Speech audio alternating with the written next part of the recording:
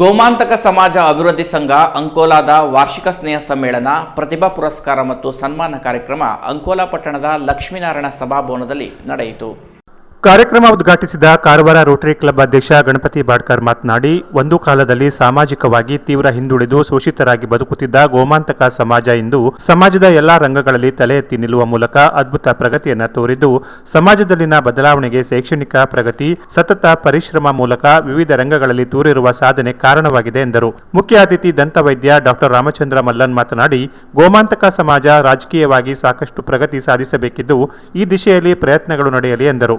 ಕಾರವಾರ ನಗರಸಭೆ ಸ್ಥಾಯಿ ಸಮಿತಿ ಅಧ್ಯಕ್ಷ ಮನೋಜ್ ಬಾಂದೇಕರ್ ಮಾತನಾಡಿ, ಗೋಮಾಂತಕ ಸಮಾಜದಲ್ಲಿ ಸಾಕಷ್ಟು ಶೈಕ್ಷಣಿಕ ಪ್ರಗತಿ ಕಂಡು ಬಂದಿರುವುದು ಸಂತೋಷದ ಸಂಗತಿಯಾಗಿದ್ದು, ಉತ್ತರ ಕನ್ನಡ ಜಿಲ್ಲೆಯ ಗೋಮಾಂತಕ ಸಮಾಜ ಒಂದಾಗಿ ಸಮಾಜದ ಅಗತ್ಯತೆಗಳ ಕುರಿತು ಚರ್ಚೆ ನಡೆಸಬೇಕಿದೆ ಎಂದರು.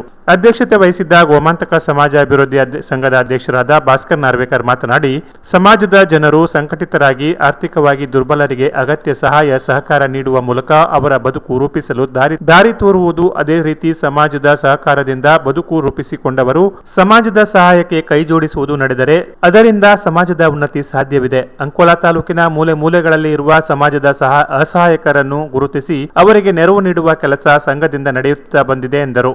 ಕಾರ್ಯಕ್ರಮದಲ್ಲಿ ಸಮಾಜದ ಹಿರಿಯ ದತ್ತ ಬಾಂದೇಕರ್ ಮತ್ತು ಬಿಎಡ್ ಪರೀಕ್ಷೆಯಲ್ಲಿ ಕರ್ನಾಟಕ ವಿಶ್ವವಿದ್ಯಾಲಯಕ್ಕೆ ಪ್ರಥಮ ರ್ಯಾಂಕ್ ಸಾಧನೆ ಮಾಡಿರುವ ಪೂರ್ವಿ ಹಳಗೇಕರ್ ಅವರನ್ನು ಸನ್ಮಾನಿಸಿ ಗೌರವಿಸಲಾಯಿತು. ಸಂಘದ ಉಪಾಧ್ಯಕ್ಷ ದಿನಕರ್ ಅಂಕೋಲೇಕರ್ ಸ್ವಾಗತಿಸಿದರು. ನಾಗೇಂದ್ರ ಬಾನಾವಳಿ ವರದಿ ವಾಚಿಸಿದರು. ಪ್ರಶಾಂತ್ ನಾರ್ವೇಕರ್ ಪ್ರತಿಭಾ ಪುರಸ್ಕಾರ ಯಾದಿ ವಾಚಿಸಿದರು. ಮನೋಜ್ ಗುರವ್ ಸನ್ಮಾನ ಕಾರ್ಯಕ್ರಮ ನಿರ್ವಹಿಸಿದರು. ಗಣೇಶ್ ನಾಗವೇಕರ್ ಕಾರ್ಯಕ್ರಮ ನಿರ್ವಹಿಸಿದರು. ಅನಿಲ್ ಬಾನಾವಳಿ ವಂದಿಸಿದರು. ಕಾರ್ಯಕ್ರಮದಲ್ಲಿ ಶೈಕ್ಷಣಿಕ ಪ್ರತಿಭೆಗಳಿಗೆ ಪುರಸ್ಕರಿಸಿ ವಿವಿಧ ಸ್ಪರ್ಧೆಗಳ ವಿಜೇತರಿಗೆ ಬಹುಮಾನ ವಿತರಿಸಲಾಯಿತು.